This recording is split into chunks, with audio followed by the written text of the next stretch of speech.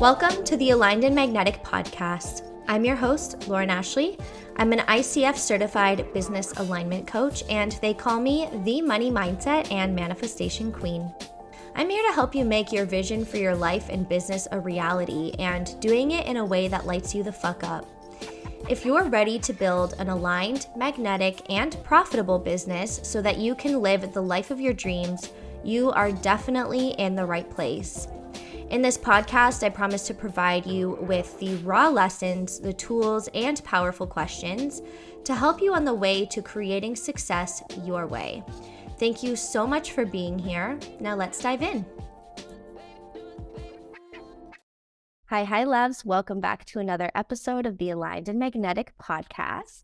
Today we have a lovely interviewee, a guest, Suki Eleuterio. We connected, we both have podcasts, and we seem to be kind of on the same wavelength. So we've been collaborating. I was actually just interviewed on her podcast called Soul Guided with Suki.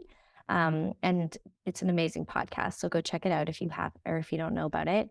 So Suki is a coach and spiritual mentor, acclaimed as an award-winning blogger and podcaster. Also a best-selling author, Suki loves to help people express the beautiful creative music that sits within the soul, which is so beautiful. I get such lovely, feminine, creative vibes from your content. She leads workshops and offers one-on-one coaching and group coaching programs to encourage you to step into your most creative, expressive, and feminine-inspired life. So welcome, Suki. Thank you. You're here. Yeah, it's always nice to be in your energy space. Yeah, you too. You have such a beautiful, grounding, magical kind of energy. So it's really nice to collaborate. It's good that you say grounding because I do a lot of work to keep myself grounded. Yeah, well, it definitely shows. So that's good. So tell us a little bit about what you do. So I feel like I've shifted so much over the years, and that's because I believe that everything is an evolution.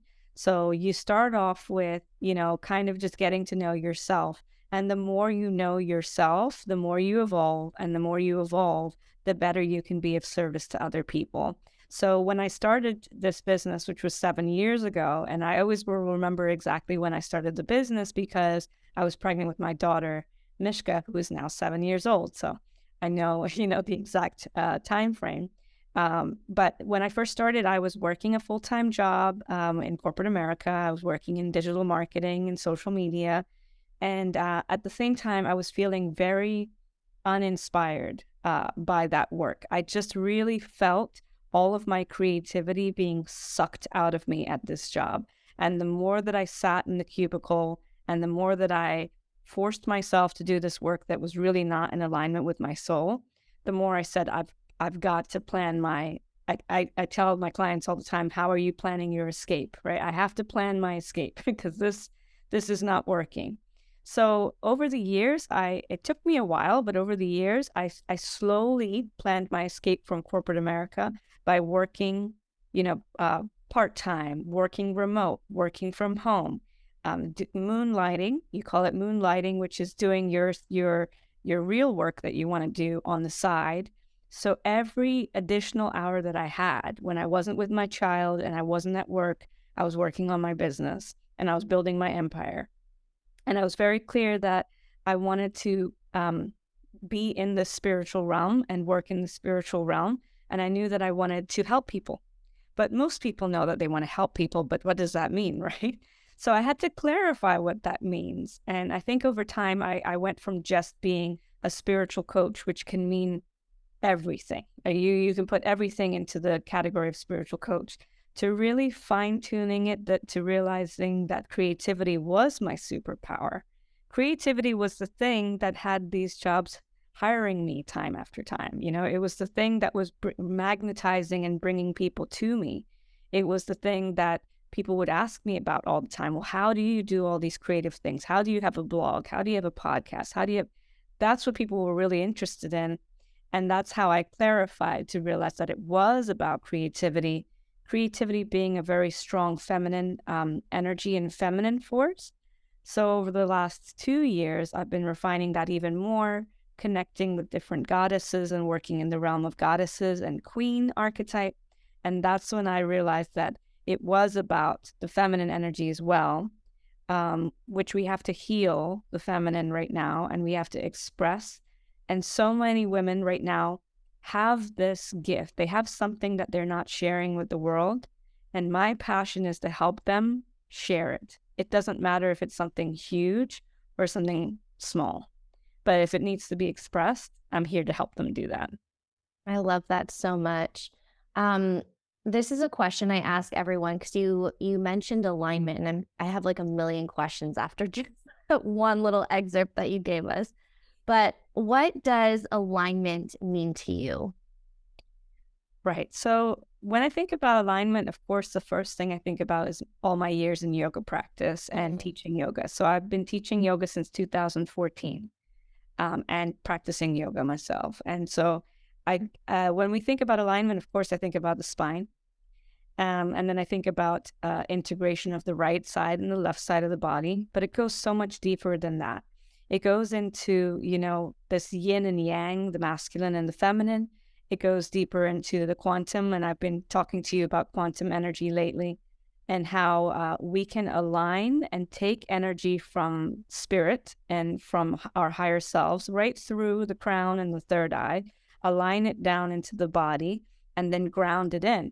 So one of the things that I realize when you talk about alignment that I think is really important and people don't talk about it enough is not just having ideas or channeling or intuiting or, meditating, but actually taking that and birthing it. Actually, like allowing this creative energy to come into your body, to heal you, to work through you, to come into alignment, to align all your chakras or whatever it might be, and then to birth it, to like plant it into the earth and use it to do something. So I think a lot of people get stuck in that ideas versus in the body and the embodiment factor. Like, how does it feel when you take it into your body and you process it and then you birth it? And so one of the things as well is that getting stuck in your head is what they call I call it analysis paralysis, right? So when you get stuck in your head and you're just in all these ideas, but you don't know where to go with them. And I am like a huge advocate because that was me for so long. So I know what that feels like. And I know how to help you through that to get yourself out of your head and into your body and into like the stuff you need to do here. I love that so much.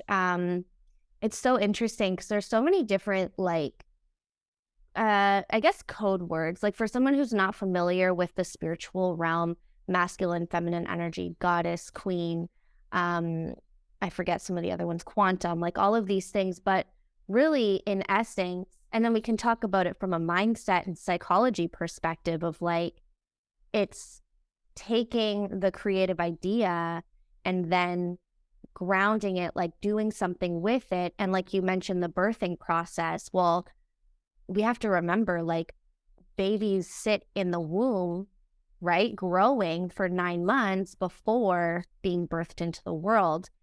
And what I find a lot of people struggle with, and you can tell me what your insights on this are, but I see a lot of my clients and business owners kind of in my realm, and including myself, I struggle with this too, but we kind of birth something. It takes us so long to put together a project. We put it out there. Oh my God, no one wants this. No one's listening. All right, let's start a new project. What are your thoughts on that? I've done it so many times. I've done it so many times. There's so much I could say on this, but here's what I'll say: the two things that really, well, three things I guess that really pop to mind.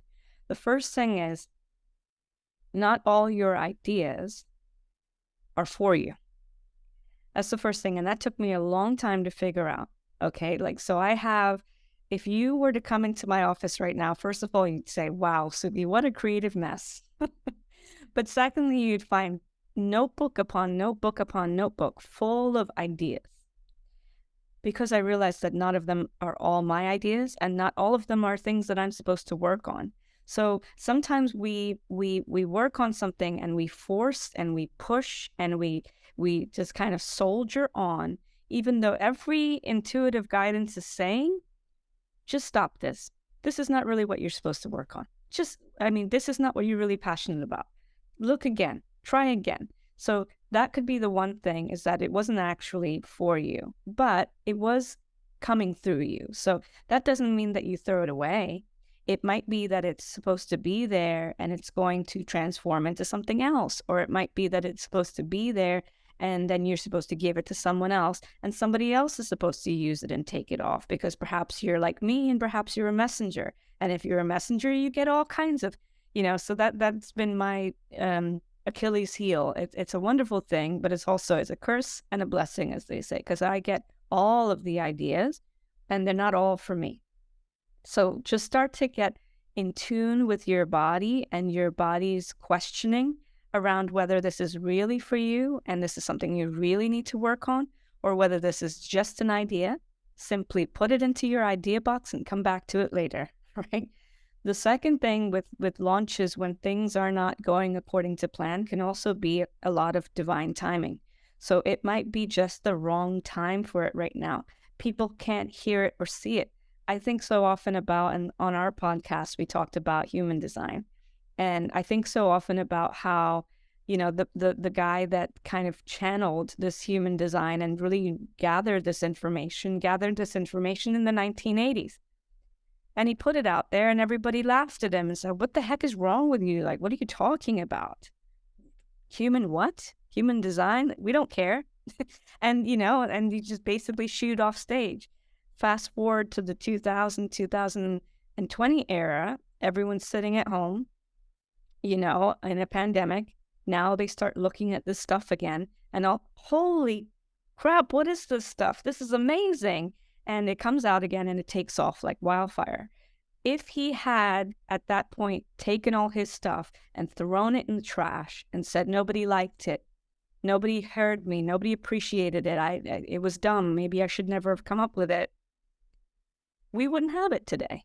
And that's probably the same with every single thing, creative expression out there. Even if I think about best-selling authors, and I always tell the story that whenever I think that I've quote-unquote failed, I tell myself the story of Stephen King, who is one of the most best-selling authors of all time.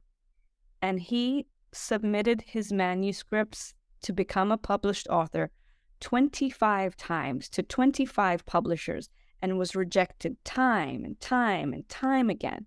And even the last time that he submitted, I guess it was the 26th time that he submitted it, it wasn't even him who submitted it. It was his wife, because at that point, he'd gotten so broken down.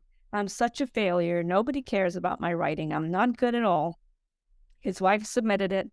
It went on to becoming New York Times best-selling book straight away, like straight off the bat. And so you have to, you fall, you have to pick yourself up. And it's okay when you have something that you launch and you loved it because it's your baby, right? Whenever you have these creative things, they become like your baby. And if it flops, you feel a very personal attack over it.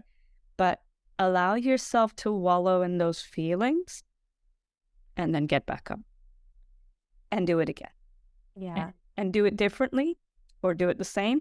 It doesn't matter, but just get back up and do it again. Keep going. Yeah, I love that so much. A question that was coming up for me, because you mentioned that, oh my goodness, hold on. Sometimes it's not right timing for you and you're pushing something, you're trying to force something into the world, but you're getting all of these intuitive nudges or guidance that it's not for you. Can you tell us a little bit about what you've experienced or what your clients experience? Like, how would somebody know if they're receiving intuitive guidance if they're not connected with their intuition? Yeah, so the first thing is doing these awareness or gut checks, right? So mindfulness is a really important part of being in tune with your intuitive inner guidance. So gut checks are when you can ask yourself, does this feel good 100%? Or does it not? And even if it doesn't feel, like, even if you're at 90%, that doesn't feel good. So what you're really looking for is that you're looking for something to feel good 100% and inside your body. And for some people, that's very difficult to feel what things feel like inside the body. So I completely understand that, because that's when we're really in our heads. We're so in our heads that it's hard for us to feel inside the body. That's when I say to go ahead and just do some actual movement. And you can find all kinds of things online. One of the things I recommend is non-linear movement, which is more of a feminine type of movement. It's kind of like moving from within, how your body feels. So what you can do is you can do this kind of non-linear movement, which is to kind of close your eyes and just move the way that your body wants to move. And while you're moving like that, ask yourself the questions that you're asking as far as this intuitive guidance. How am I feeling about this launch? You know, am I pushing this? Does this feel natural? Is this in flow? Is there a part of me that doesn't like this? Is there something within me here that I'm not enjoying, that's not pleasurable? Okay, what part of it's not pleasurable? And as you're moving, like this kind of guidance will just kind of come up within you. And maybe some emotions come up within you too. And maybe you have to let those emotions out. And sometimes I always tell my clients, it's okay to ugly cry, just ugly cry about it. Just kind of let it out, you know? And then what you'll find is you'll find a lot of tension in the body. Anything that is being forced, you are in a state of tension in your body, and you're tight. Your muscles are tight. Your hands can grip. Your shoulders and neck feel like you're carrying something. And that is not being in flow. That is 100% not being in flow. And then also, you can do a lot of journaling on this stuff. And journaling is amazing because things will come out when you journal that you didn't know that you felt. You'll be writing something. Ooh, I didn't know that I felt that. I knew I felt something, but I didn't know I felt that. And then I didn't know that that feeling was linked to that time in my life and that situation and that person and whatever it is. And so much of the time, it's like we're processing old trauma. And I always say that when you are processing trauma, you need to have the support of somebody else around you. It's not healthy to try and process all your trauma by yourself. So even if that's just a friend that you're talking to, if it's a counselor, if it's a coach, you know, research the coach, research the counselor, of course, but you need to like have kind of a sounding board to let these things out. So many of us feel that we have to go and do everything alone. And it's this illusion that we have to do things alone that stops us from actually rising more. So you can rise, but you're going to only rise to a certain level if you think you got to do it all by yourself.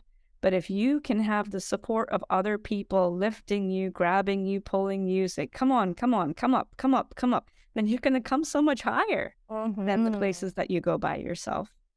I love that. It's something that was really challenging on my journey. So we used a lot of the same tools, but it was really about, so I remember sitting in this one women's circle, and we would do free writing exercises and really tap into like what our heart was trying to tell us, and really connecting with the subconscious mind that way. But when it came time to sharing, you know, it can feel super vulnerable. And I think a lot of people, especially in our society of this very individualistic, we don't trust other people, you know, and there's like kind of this air of competition, and we have to like one up each other or be the best or keep our stuff together. So yeah, I definitely can relate to what you're sharing. Interesting you say that, because just 2 nights ago, I had a discovery call with a potential client, and one of the questions she asked me was about trust.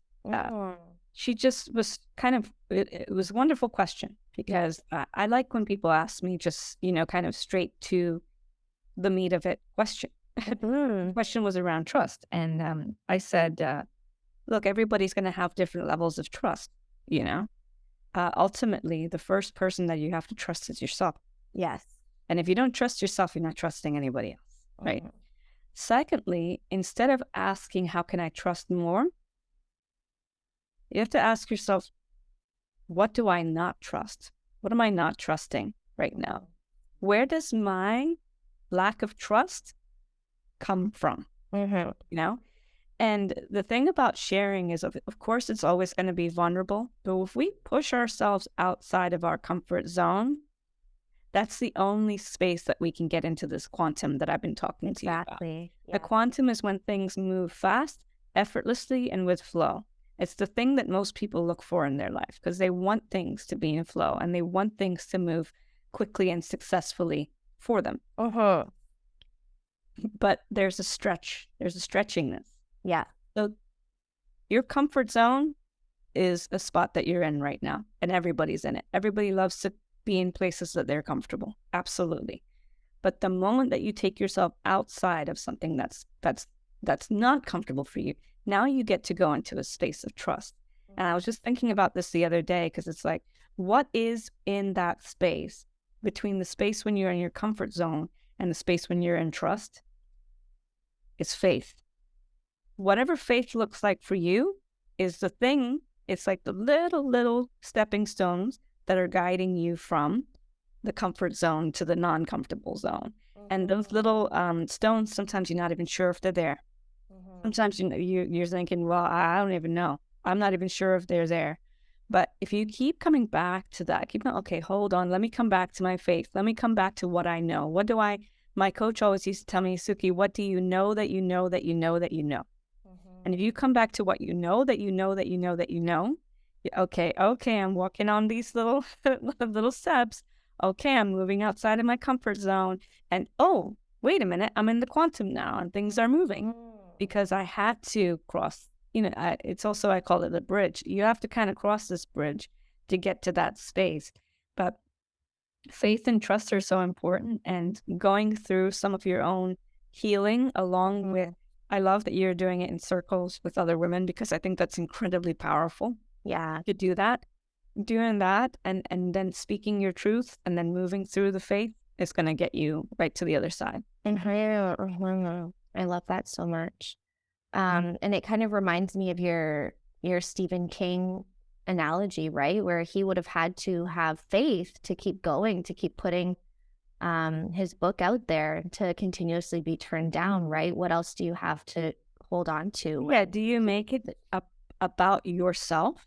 Right. Personal. That's the hardest, I think, as humans. How can we not? You inevitably, after enough rejections or turn downs or failures or whatever you want to call, you do make it about yourself. Yeah. And it's funny because I was just talking to my daughter about this the other day. She was being bullied on the bus. Oh. And I said to her, don't make this about yourself. This is 100% about that person and where that person is. She said, what do you mean? I said, the people that bully are usually the people that need the most love themselves. They're not getting it from somewhere. Yeah. So they're taking it out on you. But if you make it about yourself, immediately you make yourself into a victim, right? Yeah. Yeah. And my whole thing lately has been to move yourself from victim or self-sabotager into queen. And if you are a queen, the queen's not going to turn around and say, oh, no sweat off my brow. You feel what about me? Great, feel that way about me. I'm still going to be here doing what I'm doing. So I'm teaching my little girls to be queens. It's hard, but I'm teaching them too as well, because I try to show them, look what mommy's doing. And then we do our affirmations and we do our meditation, and I teach them how to be confident in themselves. And so that's the work. Yeah, that's amazing. I love that you are able to share that with them at such a young age. I know bullying can be such a hard thing to understand for young kids who just want to be loved, right? Yeah, absolutely. Yeah, that's beautiful. So you mentioned queen energy. Can you tell us about that? Yeah. You started, but... Yeah, so last year I took on a 12-month program with a coach. I just absolutely loved her. And the program was called Claiming the Throne, Goddess Mind. So it wasn't a mastermind, it was a goddess mind, which I absolutely loved because, the difference between master and goddess, it's just very different energy. And so we went on this kind of 12-month journey, and I didn't realize how deep it was going to take me into the realm of self-confidence, and all of these insecurities and all of the reasons that I really had been holding myself back. Yeah. Because we hold ourselves back. And I, ever since I was a child, I've always known that I'm kind of powerful and I have like a powerful force and energy about me. And ever since I was a child, I learned maybe it's better that I turn that down a couple of notches. Uh-huh. So I've been, and I'm going to be 40 this year, existing kind of like under the radar. Yeah. It's like I'm doing things, but I'm just going to be here under the radar. And every now and then I'll pop in, oh, she's written a blog post. Oh, she's done a podcast. Oh, she's not, right? And that's when you see my energy peak and then go back down. Right. And then go back down. So last year was me getting into this queen energy, understanding what it is, which I'm about to tell you, and then kind of move myself out of going from these valleys and peaks into coming into more of a sustainability. And the queen archetype or sovereign archetype is a woman who is very secure in her leadership. She's very secure in the way that she doesn't sugarcoat things. She says what she needs to say. She does what she needs to do. She's very creative and expressive. She is a natural born leader. People want to hear her and be around her. But she also has this air of responsibility, of organization, of structure. And that part, the organization, structure, and responsibility was the stuff that I had been running away from. Yeah. As soon as I saw that, I was like, nah, I don't want nothing to do with that. I'm going to be here over with the creatrix because I'm more of the creatrix. The creatrix can be chaotic, can be, magical, but can also be very extreme, right? I started to realize I don't want to be in those extremes anymore. I do kind of hard on the body. It is. I do really want to be kind of in this stability factor. And I do want to be in my leadership. And I realize that I am a leader and that people probably have, there's probably a lot of messages that I need to share with people and the world that I'm sitting on. So I had to move from creatrix to queen, but then I also had to move from the prostitute archetype to queen. And the prostitute archetype is the one that shows up and does everything for everyone. Yes. Discounts, give freebies, gives, does bartering, does, and also judges herself and her value on her sales, on how she's showing up. There's just so much, it's the shadow of the queen. It's the dark side of the queen. It's when you're not being in your queenly energy. So the first time that my coach talked to me about prostitute, or me and the rest of the women about prostitute archetype, I said, oh, that's not me. No, I don't do that. And then the more that I sat with it, okay, yeah, I do that. I do see where, yeah, absolutely, And instead of prostitute, I like to use the word servant, because for a long time I used to be in the space of servant. And the servant was the part of me, and when I did my yoga teacher training and I learned about karma yoga and everything, it was all about how can I continue to be of service to people. Yes. Oh, no, I don't need any money. Oh, no, I don't need you to give me anything. No, I'll just give to you. It's just about me giving to you. Yeah.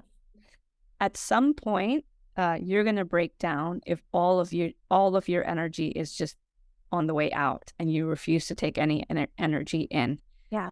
Energy, money, love, all of the things, And I realized I was being disrespectful to myself, but I was also being disrespectful to all the people that I really needed to be of service to.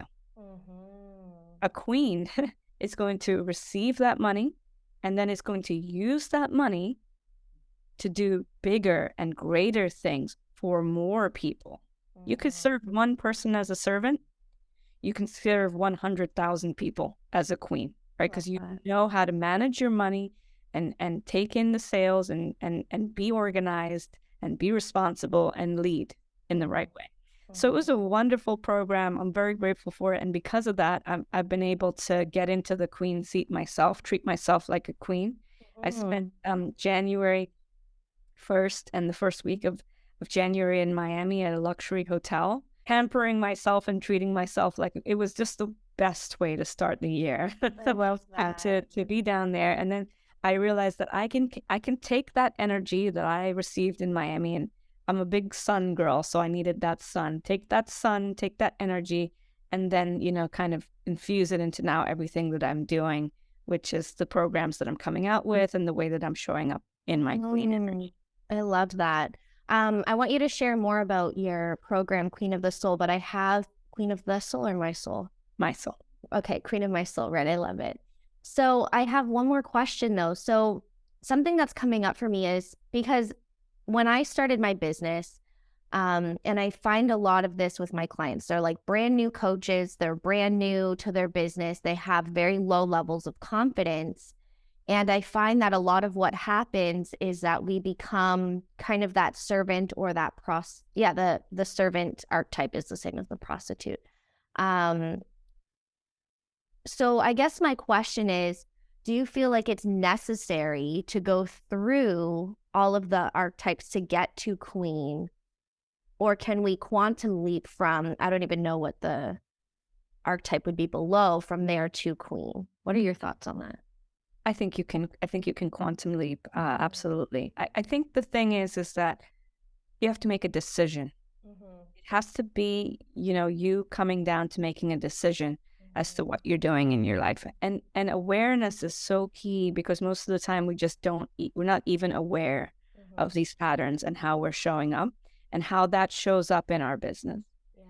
Because if you're not, and that's why it's wonderful that they have a coach like you, or they're working with a coach like me, or other coaches out there that are working in the space of energy and magnetism and magic, because you have to step back and look at it. Okay, how am I showing up? Because the way you're showing up in your life is the way you're showing up in your business, is the way you're showing up in every single thing that you do. I tell my clients it's something as simple as, what does your car look like? So, oh, well, my car is a mess. There's stuff all up. Well, that's also like how you're showing up. How do you show up on live streams? I remember I used to, there was a long time where I would just kind of jump on live streams whenever I could, but I was looking a mess because I was a young mother. I usually had one child with the on my breast, another child running around. I was a young mother. I didn't have time to sit and blow dry my hair and put makeup on and blah, blah, blah, blah. But now I realize that it's not as important about putting makeup on or doing your hair or anything like that, but it's about looking, put together, and the way that you would look if you were going to go on a job interview. That's how you need to be doing your live streams. You don't need to be showing up looking crazy or showing parts of your house that look an absolute... Nobody wants to work with somebody like that. They're going to be like, okay, skip, because this person, I don't know what they're doing, but they're looking pretty crazy right now, right? But it's so the way that when you talk about stepping into queen, it's a slow embodiment process. That's what I really realized. It's a slow embodiment process, but you can quantum leap it if you make the decision in your mind that that's where you want to be. Yesterday, I was talking to my accountant, and she said something really awesome. She said, instead of judging yourself with what's coming in or what's not coming in, Suki, she said, just realize that you've made a plan. And if you've made a plan, that's the most important thing. I said, wow, I love that thought process. The idea that I've made a plan. So my plan is that I'm going to be a queen. Now, every time that I show up in the world or everything that I'm doing and I'm not in alignment with queen, I ask myself, what would a queen do? If I'm doing something and that's not what the queen would do, I'm knowing that I'm not being in alignment with queen. So see how that's the awareness? But, oh, okay, that's not in alignment. So I've got to work on that.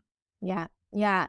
I love that so much because, when our life is a mess, our finances are a mess, we're not organized, everything. And I'm looking at my mess in front of me in my office. I'm getting to mess too, but I give myself a little grace. Leeway, exactly, grace. But you can see it. When I observe people on social media, I can see who's grounded and who is in an embodied queen energy, or even an embodiment, if they don't resonate with queen yet, an embodiment of where they're going. Right. Versus that chaos of running around, and it's all about your intention, right? And how you intend to show up.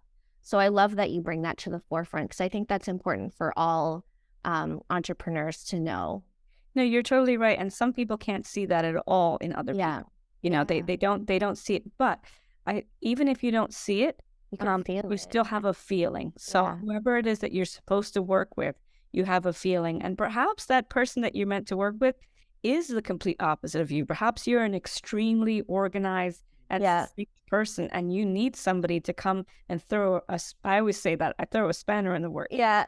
I'm more of the disruptor who is going to work with the perfectionist, because most of my clients are very high perfectionist and Yeah. high performing and high achieving women. And what I'm going to do is I'm going to say, guess what? Today we have no goals. And they could say, what is the goal of this meeting today? Nope. We have No no goals. goals. Yeah. We have no goals. And they're going to say, but what is the outcome that you share, Sugi? Nope. I have no outcome. I don't want you to be attached to the goal. I don't want you to be attached to the outcome. I want to play. And then I get them to play for a little bit. And the playing was exactly what they needed, because somewhere along the line they got told, stop playing, stop being childish, stop, and then what do? We try and be adult about, okay, I'm just going to be adult about things.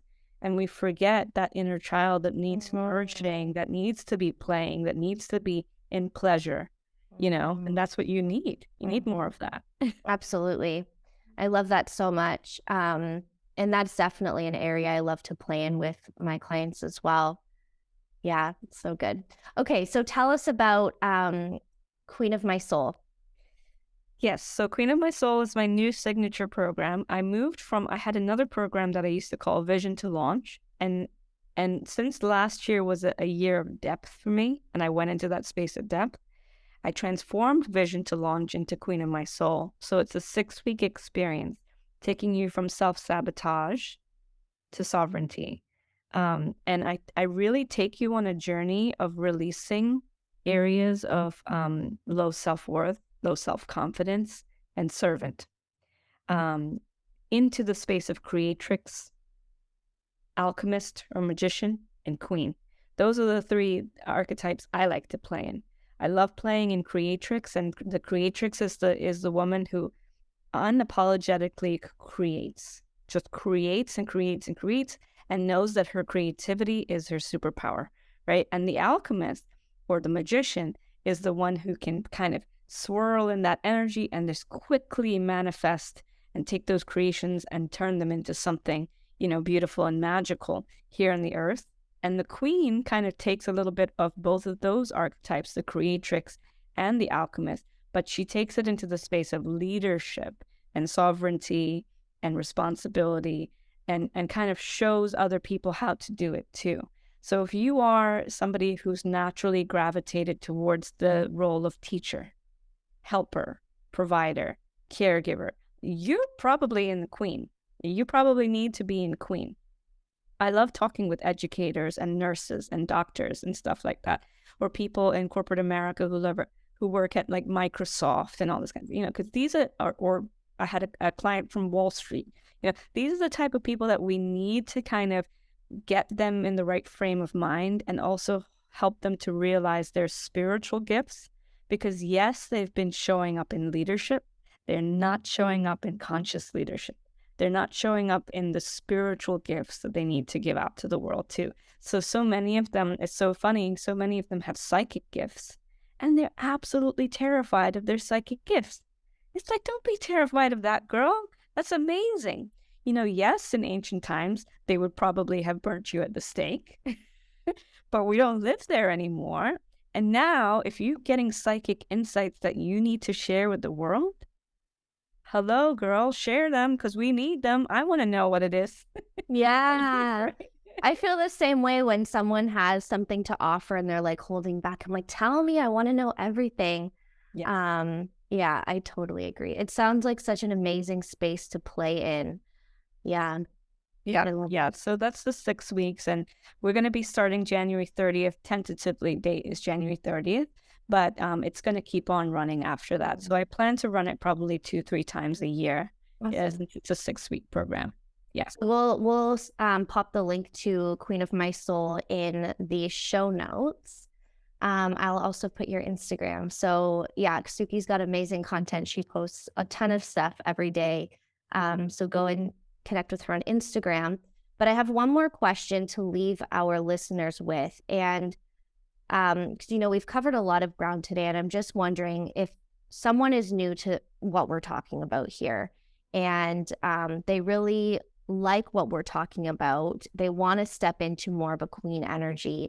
What is one piece of advice that you would give to them that they can maybe implement from this? Yeah. So I like to talk about the golden hour, and that's the hour right when you wake up. And it's funny because your body will wake you up, or it should. Some people are very bad with your body waking you up, but your body should wake you up naturally at a certain time. And if you keep your windows or blinds open and you feel the sun kind of wake you up, it's even better to wake up that way naturally. Okay, I feel the sun, I'm waking up. So, get up at that time. Don't hit snooze. Don't try and force yourself back into sleep. Get up at the time that your body naturally wakes you up, and then use the first hour of your day to magnetize the rest of your day. So if the first hour of your day is like a quantum energy and you're going to set the tone of your day, then what is the tone of your day? What theme or what word or what creation are you stepping into today? And so if queen is what you want to work on, wake up and treat yourself like a queen for the first hour of a day. Okay, I'm going to have my tea or coffee, and I'm going to sit down slowly. I'm going to sit on a nice luxurious table, and I'm going to spread fruit out for myself, and I'm going to read the newspaper or whatever it might be. But how would a queen start her day? Oh, today I want to start my day with a bubble bath. Okay, start your day with a bubble bath, but treat yourself how you want that energy of the rest of the day to kind of go. And it could be something as simple as doing a yoga flow or going on a walk or doing a meditation. It could be as simple as that, or it could be something as extravagant as, the other day I woke up and I decided that I had these clothes that I wanted to return to the store that I got for Christmas. So I decided that I was going on a queenly shopping trip. And I told all my friends, I texted them, I said, I'm going on a queenly shopping trip. And they said, you go, girl. And I ended up, with the exchange and everything, I ended up spending nothing. But I think I spent like $7. But the amount came to 8888, which is the number of, abundance. Yeah. It's so clear. I got myself some gold-plated earrings. I got myself a full outfit. I felt really like a queen in everything that I was wearing. And that day, I made more sales that day than I did on any other day, because it's always about feeling good in your body. When you feel good, you naturally attract everything that you desire. Well, and there's a difference. I love that you mentioned that, because there's a difference between, I've got to go and exchange these clothes versus I'm going on a queenly shopping trip, right? That's a very different energy. Yeah. Absolutely different. It totally comes back down to energy and intention. And right before our interview, actually, I always sit with my essential oils and I spray myself and I light a candle.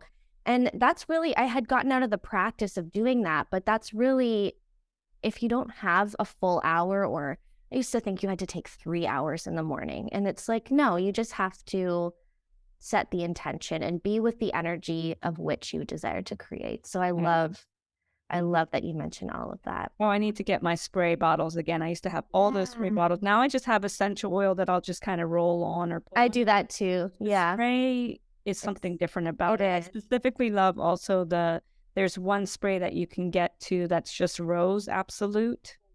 And the rose spray makes me feel very feminine and very relaxed. Yes. I love spraying rose around my house. I love that. I've been thinking of making some flower fragrances. So I will, definitely have to play with that. This has been so good. Is there anything else you would like to share with our audience today? No, I love this conversation. I mean, the only thing that I would just say is just to continue to treat yourself like a queen. Yeah.